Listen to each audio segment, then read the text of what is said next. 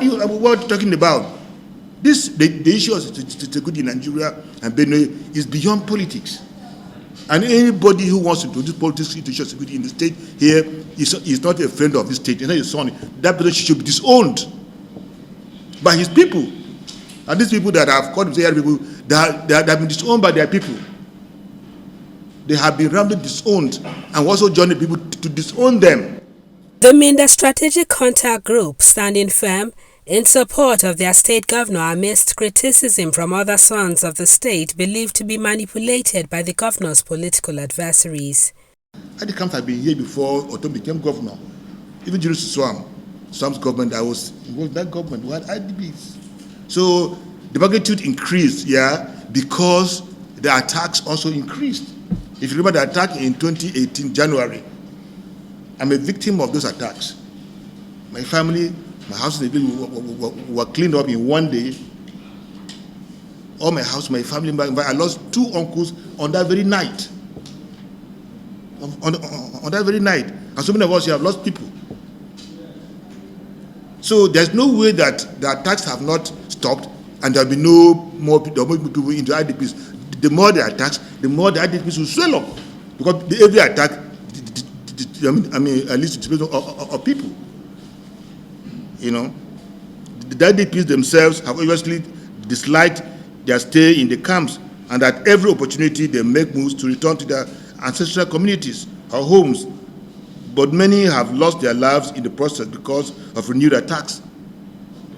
That is to show that the IDPs are the camps for their safety, are in the camps for their safety.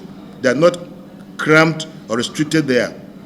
The unrelenting efforts of Governor Ortom to have the IDPs return to their communities culminated in the visit of the Vice President, Professor Yemi Oshibanjo, to the state, where he visited the IDP camp in Bajimba, Malo government area, and promised that the federal government would release 10 billion for reconstruction, rehabilitation, and settlement of those displaced, as it is currently done in the northeast of the country.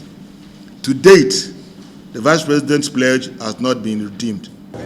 Earlier, it was the turn of elders from the 2 intermediate areas in Tivland, known as Lobi and Gwer. For us, it is previously treacherous for the APC group to encourage the headers to violate the letters and spirit of the anti-prison law of Benue. Incidentally, this is happening at the same time most other states in the country have accepted the viability of the law and are replicating it in their domains.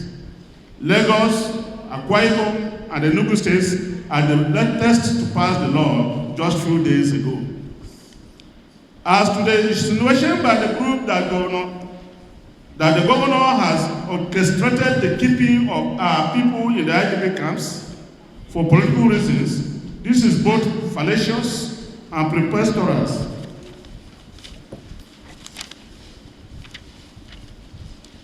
The creation of IDP camps was necessitated by the frequent acts of pogrom committed against our people by the armed herders.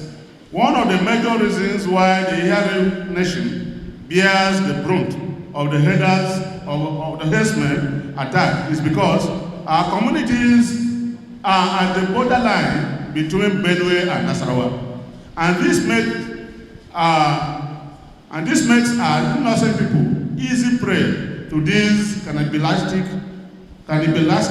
killers who launched the attacks on the Nasarawa axis. In the governor's home of Bajimba, there are many of his kinsmen, women, and children of Nango extraction in the IDP camp there. The camps were set up as a safety measure during periods of attacks. The governor, in living up to his constitutional responsibility to secure his people within his limited powers, chose to shelter the displaced persons against the ferocity of herdsmen incursion into our lands. These IDPs deplete the camps back to their communities anytime peace returns. There are no camps in many other parts of Ihari land like Gwer West and Mapudi South.